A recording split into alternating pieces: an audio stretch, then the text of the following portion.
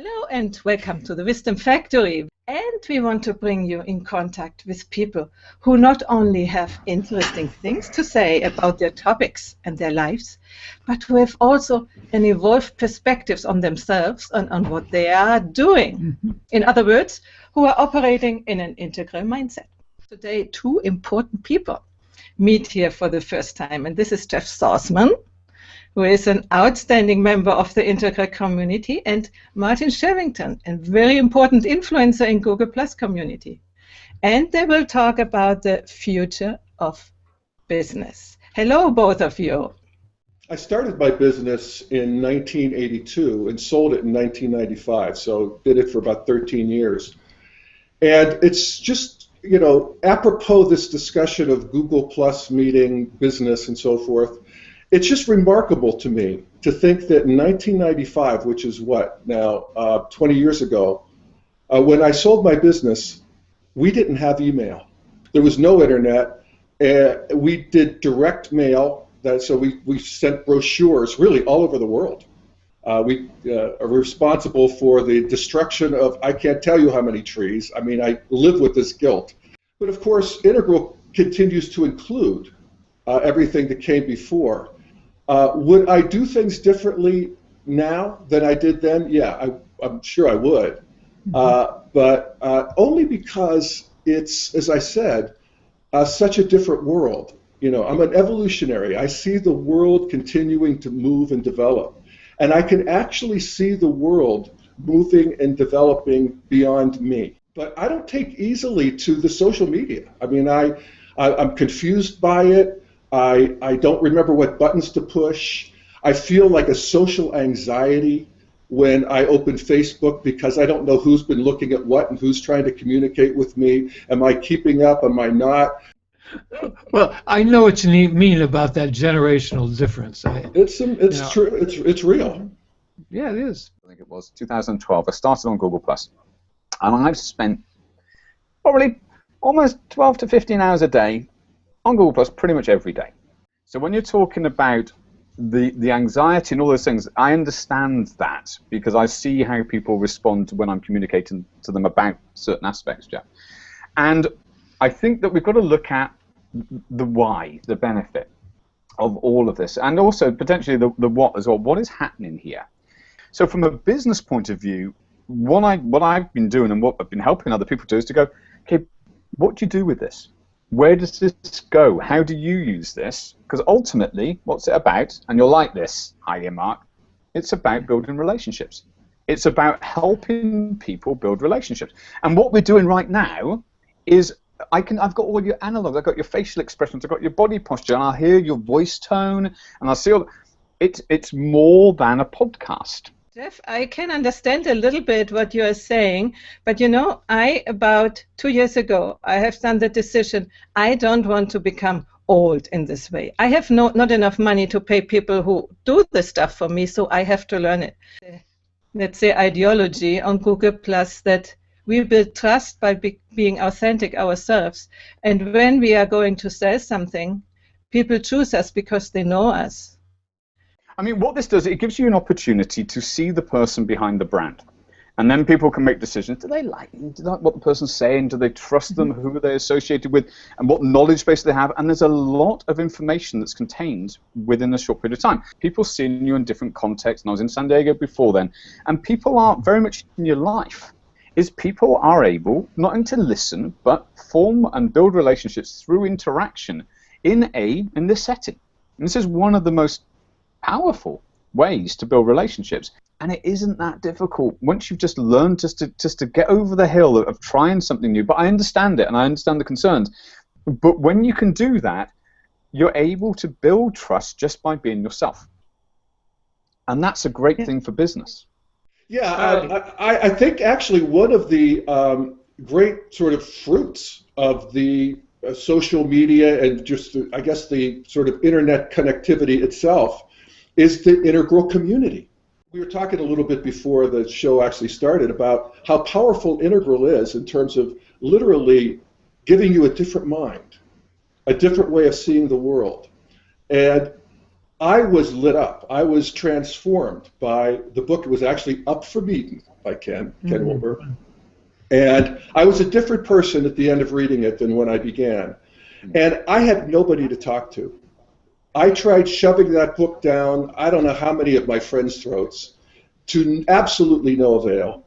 But how do we make this combination of possibilities of integral and business and modern communication and Google Plus, really into a tool to change the world for the better? How do we do that? That's the question.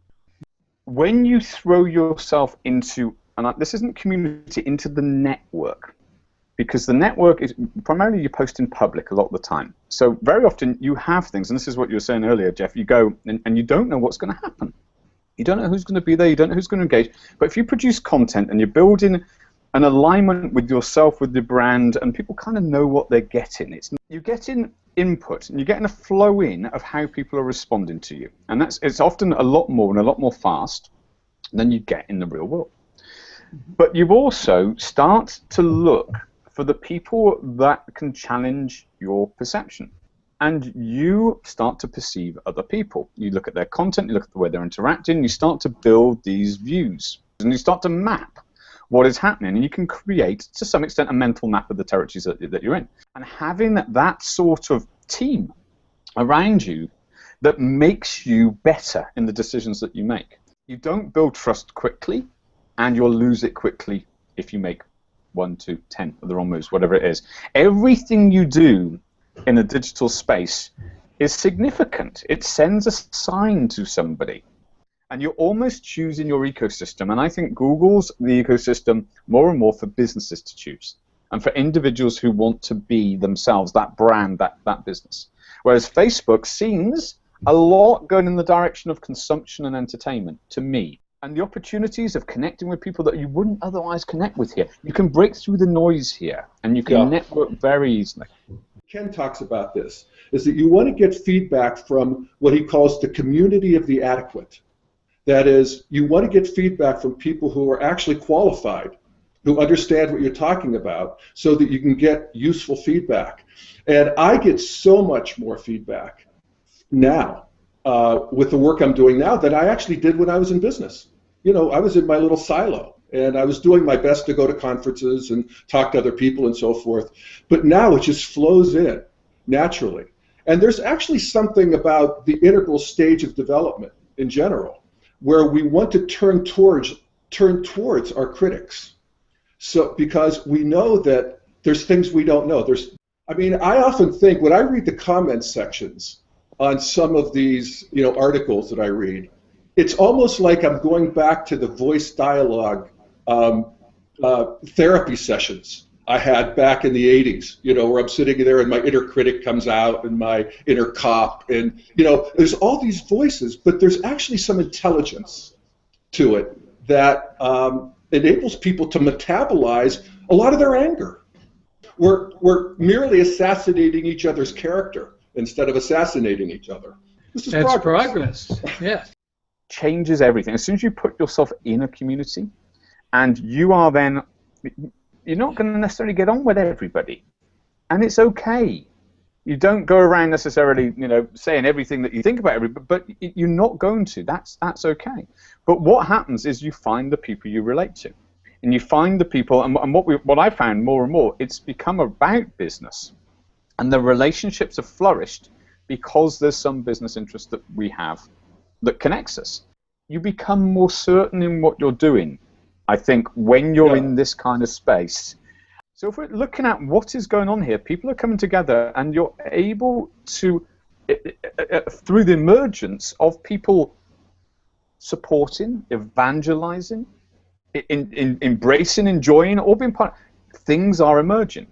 It is an emergent quality of the network. But when I think about the future of business and the future of commerce in general, I don't know when this is going to be, but at some point, we're going to be able to create our basic gross physical needs through factories, and people aren't going to have to work in the ways that we had to work before, and assembly lines and that sort of thing. Things get more and more automated, and so the economy presumably moves to an economy that we would call sort of more of a second-tier economy, where people are actually trading in their ideas and their creativity and their thought processes, but yet we have to get paid for that, and money has to be exchanged, I guess.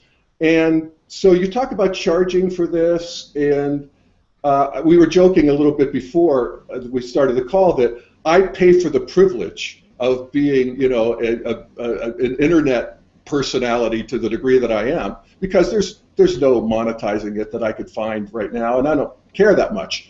But are we seeing the arising of basically a lower right structure of commerce where we can sort of micro pay each other?